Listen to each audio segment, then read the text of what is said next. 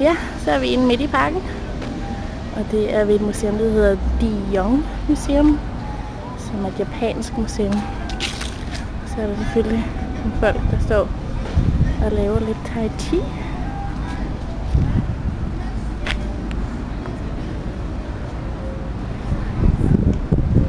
Skal til i hvert fald. Få instrukser for en meget striks japaner med rød kasket.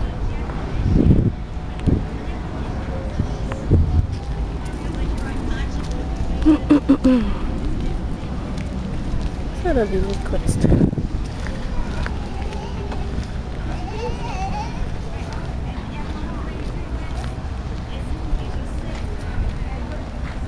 Kig.